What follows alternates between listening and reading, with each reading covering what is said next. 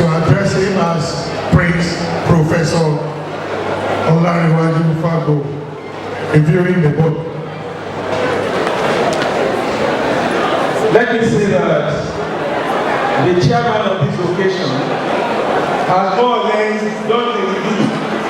So whatever I'm going to be saying is more like a footnote to what the chairman has done. Let me thank the chairman of this event, Major General Alh Abdul-Fatai. And let me say that you are a strong character that inspires and motivates. And I must say this, hoping that it will be sufficient allocutor for you to forgive me for all my offenses that I've committed. So that by the time I come back, you'll pat me on the back and say, Larry, your sins are forgiven. Let me recognize Kabiesi, Aleyua, the Oba of Lagos, ably represented by eminent white cap chiefs, led by the Okwelua of Lagos, Okwelua of Lagos. The celebrant and birthday boy, Papa, you must give us the secret to your wedding look. I know that in the book, you are referred to as David. Seeing you today, I cannot see why you will continue to call you David. Because you are looking so young and dynamic. The president of the co-club and other distinguished members of the club, eminent personalities here present at the high table, and of course, there's so many eminent people, and it's only Papa that could have attracted them to this event. Here present, distinguished ladies and gentlemen, my own task is very easy. It is to present to us the book that is going to be launched today and do a review of that book in some 10 minutes, such that we have an idea of what is there. And just as the chairman knows, the beauty of it will be for every member of this event to pick a copy when they are going, for you to have further insight into what is there. It was in early August that my brother, Honorable Jayola called me and said he wants me to take up this task of reviewing a book that Papa Mabinori has written. And I jumped at it and accepted it with so much excitement. I know about Papa, and I know that he has a track record of excellence. So I wanted to be a part of it. Papa, as we celebrate you today, I pray that all that Almighty Allah has assisted you to achieve, you will spend many more years in happiness, doing much more for humanity. This gathering is a testament to who Papa is and what Papa has contributed to the society. You can see the array of eminent personalities that are here present. It speaks volume to what Papa has done. Papa is not a sitting politician as to be the basis why people will be here. It is because of the good things that he has done. That is why people are here to celebrate it.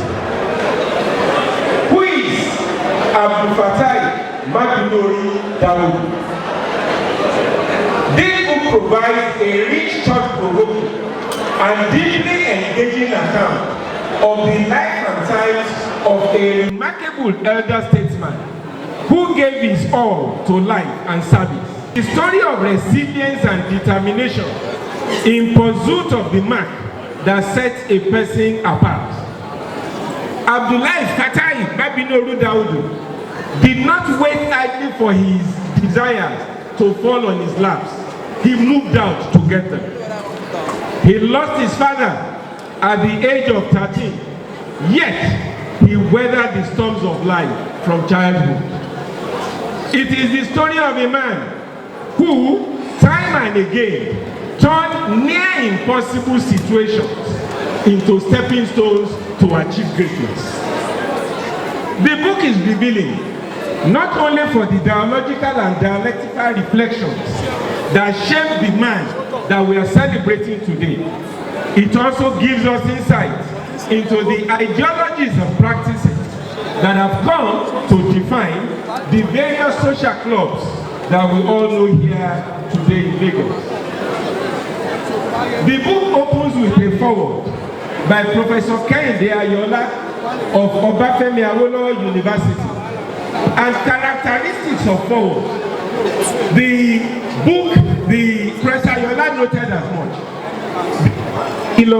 illuminates not only by sharing his professional attainment as a public accountant, his expertise in public finance, but he also showed his identity as a Muslim, a patriot, an unapologetic Lagosian, and an illustrious citizen of Nigeria.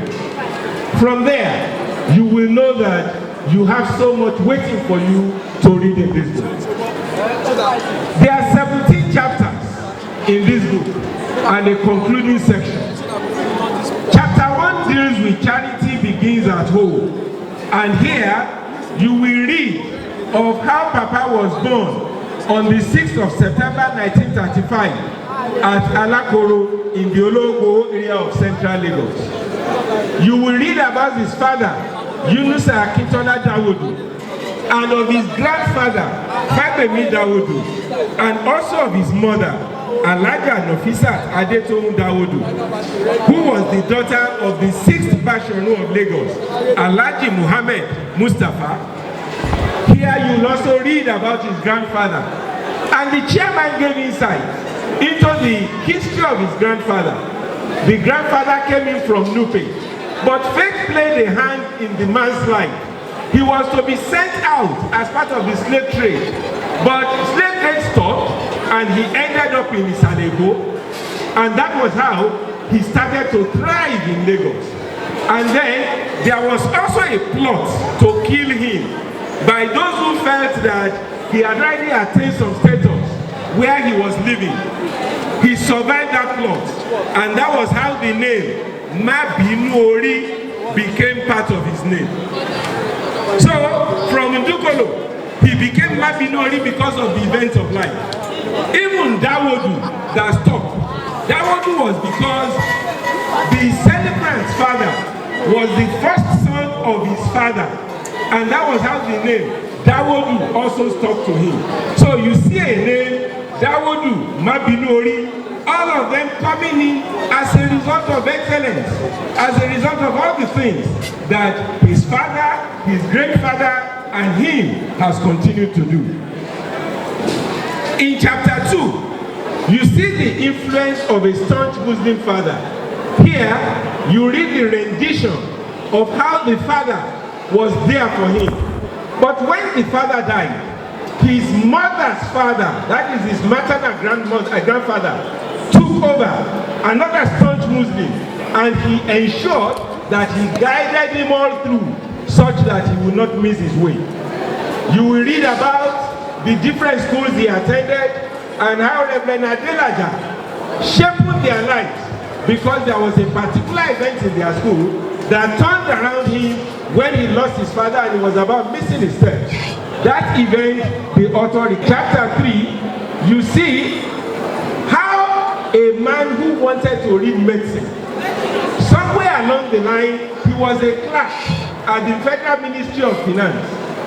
The officer that was to do a particular job did not do it well, and that resulted in young Mabinori standing up to be counted, and he did it so successfully well, and that was how his boss and other people felt medicine is not for you, accountancy is your line.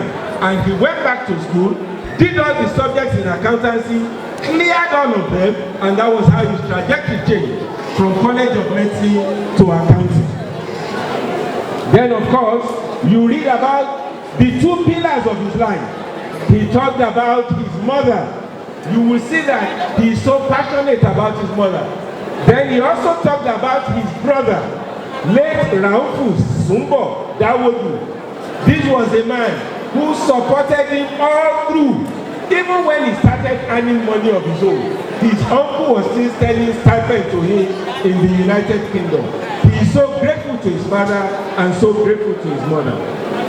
In chapter 4, you see the training as a municipal treasurer and accountant, and how at a point he was invited by 2 different local governments to come in and ensure Islam is the centerpiece of his life. And you see his various contributions by gathered different areas, how he was contributing to Islam. What you see in the celebrant of today is that he followed the footsteps of his father, he followed the footsteps of his maternal grandmother, and he continued to do the kind of things that they were doing when they were alive. Then, in chapter 6, transparency and integrity in family matters. The man we are celebrating today is the Olori Ebi of about 4 or 5 different families, including the larger Mabinori family. There is something that stuck out with him. He has a way of reforming families. He will set up structures. When you see the way the celebrant was running families, you will think that this is a man that was running a state government or a national government. There were structures in place, and he was very transparent, he was very upright, and he ensured that the fear of God were the kind of things that were guiding him in all that he was doing.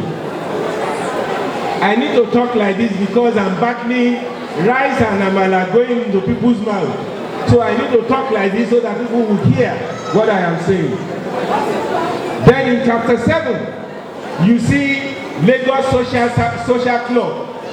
This is a man, a staunch Muslim. But at the same time, he recognized that social is not an aberration to religion. He recognized that social will actually support whatever it is that you are doing in religion in making you a total man. If you want to know the genesis of, if you want to know more about Island Club, Yoruba Tennis Club, Ikoyi Club, you need to pick your copy of this book. He gave indications, what are the differences in them? What are the things that are similar in them? What are those things that will make them a rallying point? All of that, this great author discussed them in this book. And then of course, you come to Eco Club.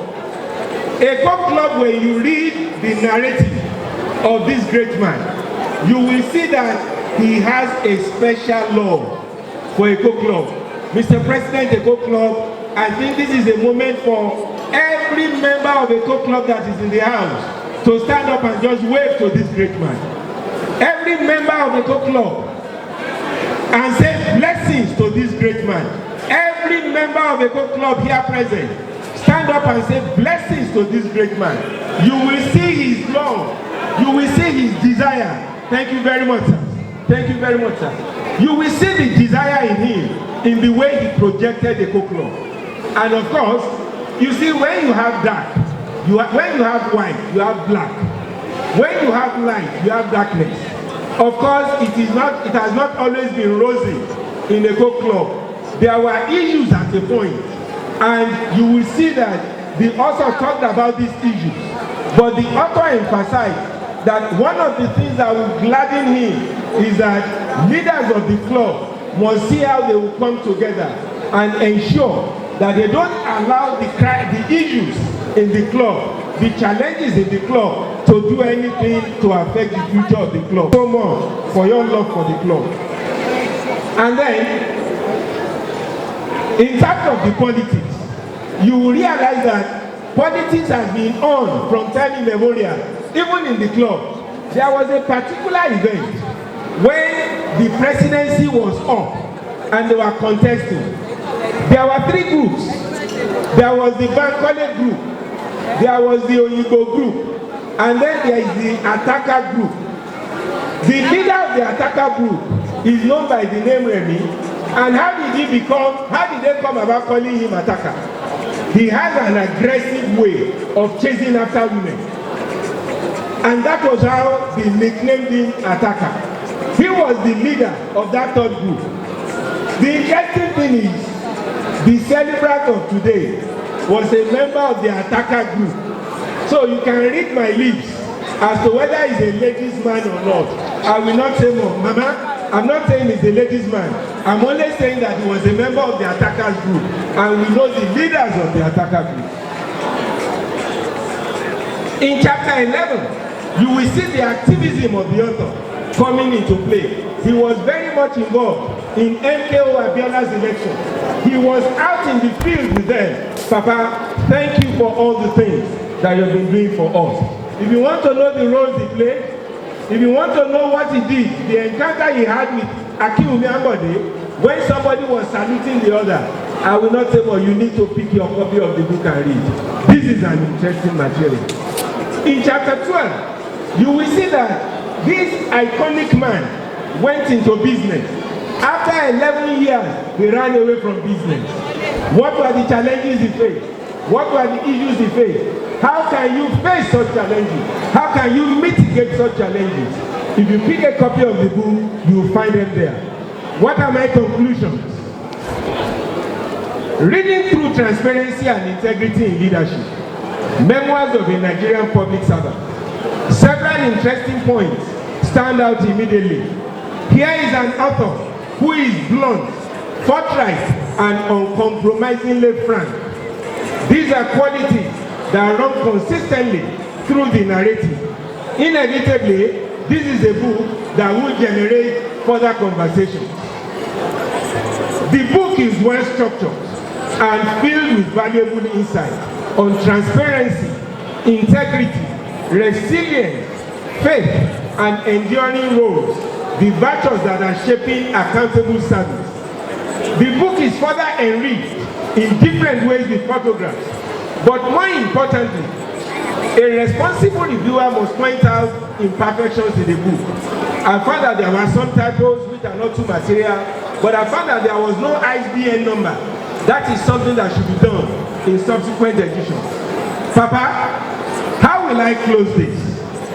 Papa, I want to thank you, sir, for documenting your journey through life with such honesty and depth, and for reminding us that the true measure of human worth is not defined by our material wealth, but rather values such as ethical conduct, character, actions, companionship, and spiritual and moral development. These qualities are the pillars of inner peace and enduring legacy. We pray for your continued health and strength, and for many more years of grace for you, sir. I wholeheartedly recommend this book to leaders, aspiring leaders, scholars, and all who are committed to building a society anchored on values of transparency and integrity. I thank you for the opportunity.